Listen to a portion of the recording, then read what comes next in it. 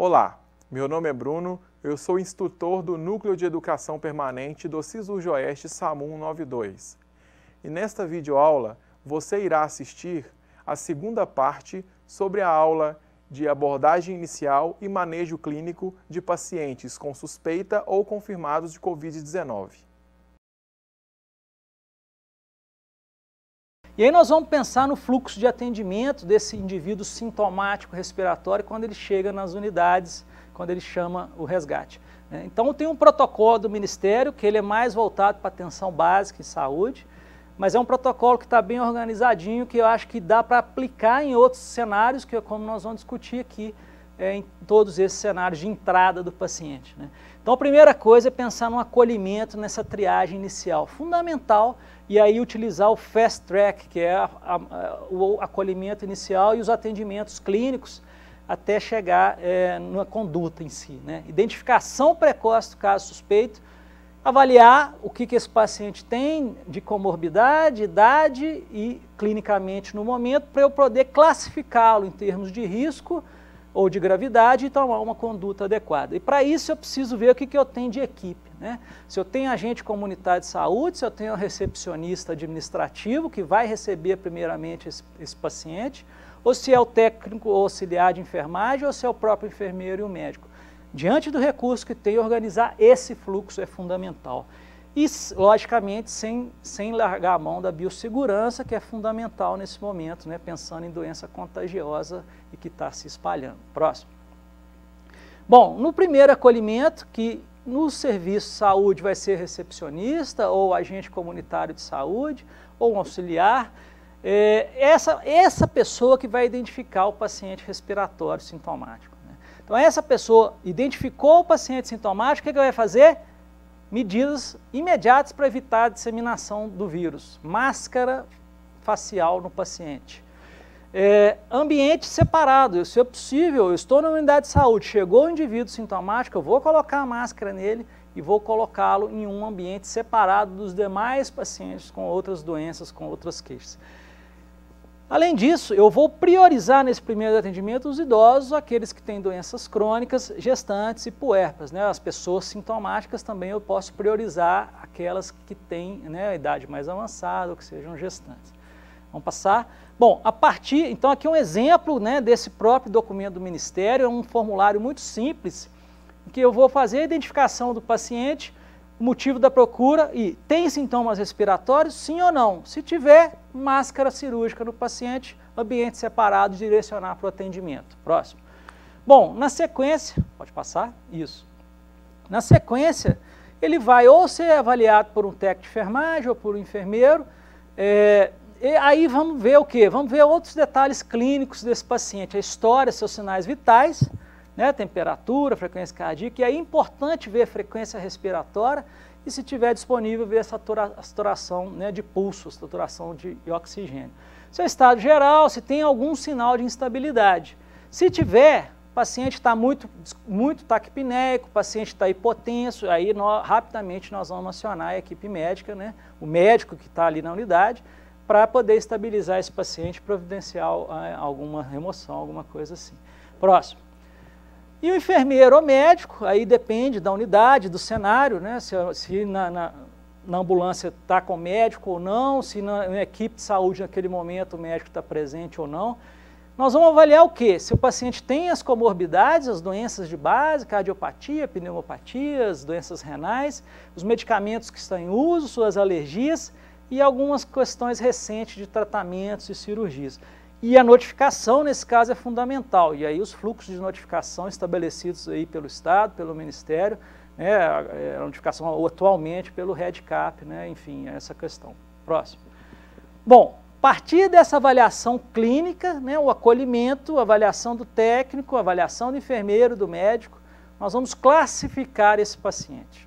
Esse paciente que está com quadro respiratório agudo. Então, a gente tem 3 grupos de classificação. Ou ele está grave, síndrome respiratória aguda grave. É a mesma classificação que nós usamos na influenza. Essa sigla SRAG, síndrome respiratória aguda grave.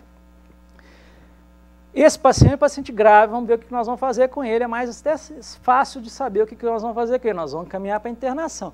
O paciente não está grave, ele tem uma síndrome gripal mais simples, mas ele tem fator de risco para complicar. E o terceiro caso é um paciente que tem uma síndrome respiratória mais simples, síndrome gripal, e não tem fator de risco, que aí enquadra a grande maioria dos casos. Vamos ver o que nós vamos fazer em cada uma dessas situações. Pode passar. Bom, então em termos de manejo clínico, pode passar. O paciente que está grave, síndrome respiratória aguda grave, ou o paciente que tem uma síndrome gripal, mas que descompensou a sua doença de base, ele é um síndrome respiratória aguda grave, ele gripou e descompensou a insuficiência cardíaca. Esse paciente está grave, né? Então, a primeira coisa, vamos estabilizar esse paciente. Aí a questão do suporte de oxigênio, um acesso venoso para fazer um pouco de volume, dependendo da situação. E vamos encaminhar esse paciente para internação hospitalar. A gente não tem dúvida disso. Esse paciente tem indicação, no mínimo, de tratar influenza com oseltamivir e de tratar uma pneumonia comunitária. Ele está grave com quadro respiratório agudo, então eu vou tratá-lo, na grande maioria das vezes, como uma pneumonia comunitária também. Não sei se é coronavírus, se é um pneumococo, se é uma influenza. Então nós vamos tratar o que é possível. E aí lá, no ambiente de pronto atendimento, ou no ambiente hospitalar, no ambiente de terapia intensiva, claro, uma radiografia do tórax, se possível uma tomografia computadorizada do tórax, que ela é bem sensível para avaliar alterações pulmonares, né? A gasometria é fundamental aí para o manejo clínico desses pacientes graves e instáveis e outros exames laboratoriais, pode passar.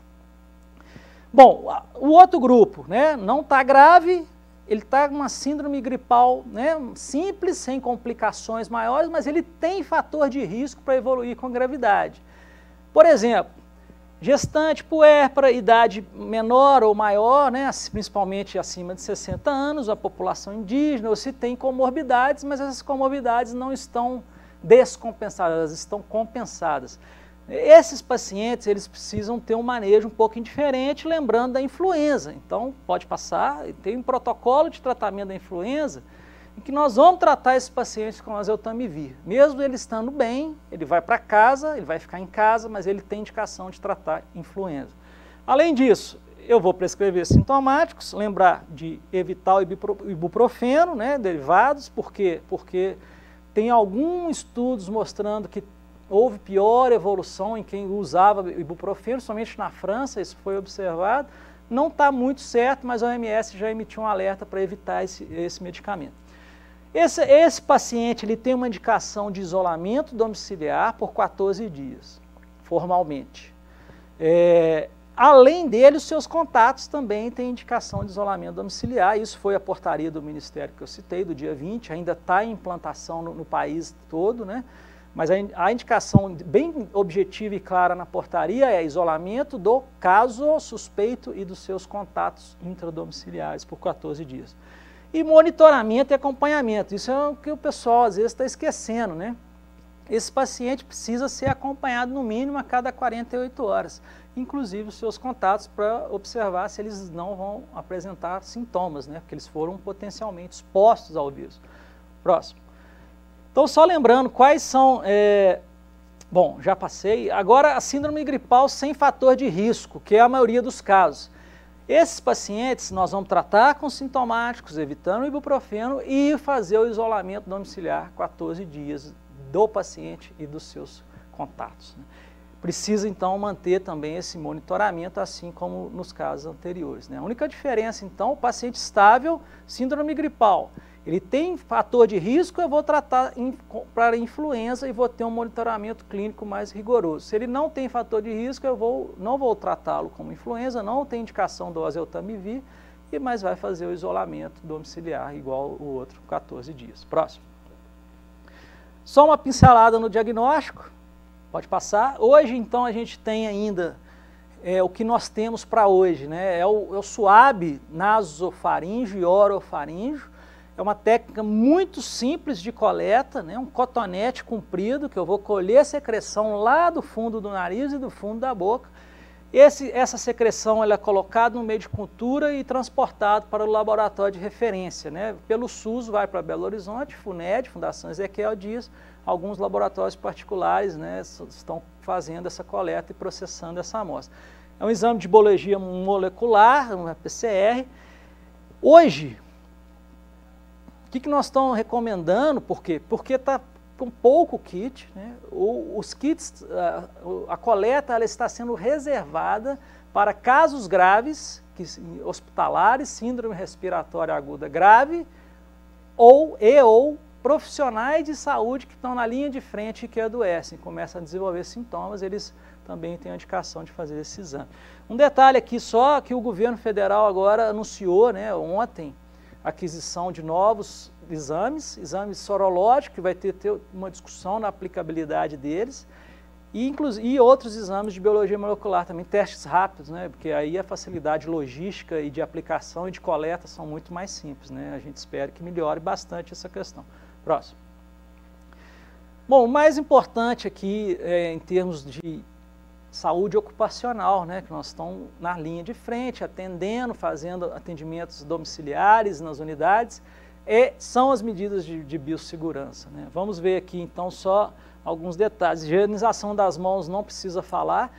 No caso do serviço de saúde, é importantíssimo o uso do álcool, né, o álcool gel ou o álcool líquido 70%, ele está recomendado a utilizar no serviço de saúde, até para você evitar a transmissão ou profissional transmitir alguma coisa para outros pacientes, né? Então, lavar as mãos se tiver sujidade, matéria orgânica, talco de luva, tem que lavar a mão com sabão primeiro, secar a mão direito para depois passar o álcool, friccionar o álcool. Além disso, as máscaras, a máscara cirúrgica, ela, na maioria dos procedimentos que nós estamos falando, no atendimento geral, né, no serviço ou fora, no domicílio, a máscara cirúrgica ela é suficiente. Por quê? Porque nós estamos falando de um vírus que transmite por gotículas, né? Essa gotícula ela é como se fosse um pingo d'água, um pouco menor que um pingo d'água, mas ela é bem menor que um aerossol. Então a máscara cirúrgica bloqueia essas gotículas na grande maioria das vezes. As luvas de procedimentos, o avental, o óculos de proteção e o gorro estão indicados especialmente em casos de risco de respingo, né? E aí pensando em secreção respiratória, sangue, suor e às vezes a manipulação maior do paciente, então seria interessante. Por outro lado, há máscaras com filtros mais eficientes, né? A máscara N95, a PFF2, que é na prática a mesma coisa. Nós vamos usar principalmente em procedimentos que emitem aerossol, que produzem aerossóis. Passa o próximo, por favor. Então tem uma nota técnica da Anvisa, também bem recente no contexto desse novo surto, a data dela atualizada 21 de março, bem recente, com essas orientações para os serviços nos cenários, todos esses cenários, pré-hospitalar, serviço unidade básica de saúde e no intra-hospitalar, quais são as recomendações no cenário da pandemia. Pode passar. Então, a máscara N95, ela é indicada especialmente em procedimentos que gerem aerossóis.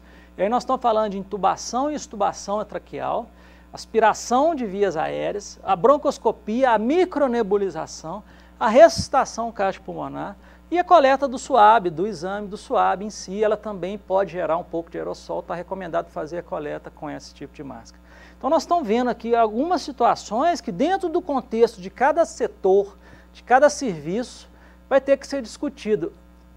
Aquela equipe, ela emite, as ações que ela faz no atendimento, tem possibilidade grande de ter essas situações, então nós vamos equipá-la com máscara N95, né, no momento do atendimento. Então essa é uma discussão que ela é muito individualizada. Pensando no contexto de unidade básica de saúde, os atendimentos, a rotina, a máscara cirúrgica seria suficiente e deixaria a máscara N95 para coleta do exame quando fosse realizada. Próximo. Bom, então nós estamos falando de responsabilidade civil, né, individual e coletiva. Todas essas medidas de prevenção realmente é para que a epidemia não se alastre. Então todos nós temos um papel muito grande disso, especialmente os profissionais de saúde. né? Nós, profissionais de saúde, nós precisamos enfrentar o vírus. Então nós precisamos trabalhar, ir para campo e dar suporte para essas pessoas para que nós consigamos colaborar na redução e no controle da epidemia. Mas para isso a gente tem que ter os devidos cuidados e aí as medidas de biossegurança são fundamentais realmente. O distanciamento social, que está sendo bem realizado, né, nos diversos cenários e ampliado inclusive, ele é importante nesse momento para que as pessoas então não tenham as aglomerações, os contatos e diminua aí a transmissão nesse período inicial em que nós estamos em aumento de número de casos, em um aumento muito acentuado. Pode passar. Então nós estamos falando aqui de assistência organizada, os seus fluxos internos e esse fast track, que é o atendimento do indivíduo sintomático. Eu vou identificar ele precocemente, eu vou tomar medidas imediatas, máscara e ambiente separado, vou fazer uma avaliação do risco e da avaliação clínica de gravidade e eu vou tomar uma conduta rápida, ou ele vai para a internação, ou ele vai para casa para ser monitorado. O diagnóstico é um gargalo, né, para a gente poder melhorar a questão assistencial e a questão preventiva, então a gente precisa de mais testes e com resultados mais rápidos.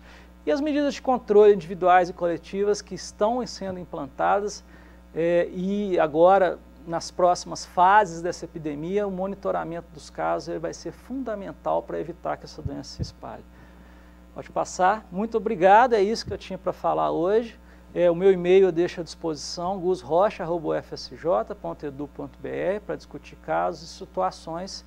Espero que eu tenha colaborado aí com cada um nos serviços e vamos enfrentar esse vírus. A sociedade precisa de enfrentamento do vírus. Muito obrigado, até logo.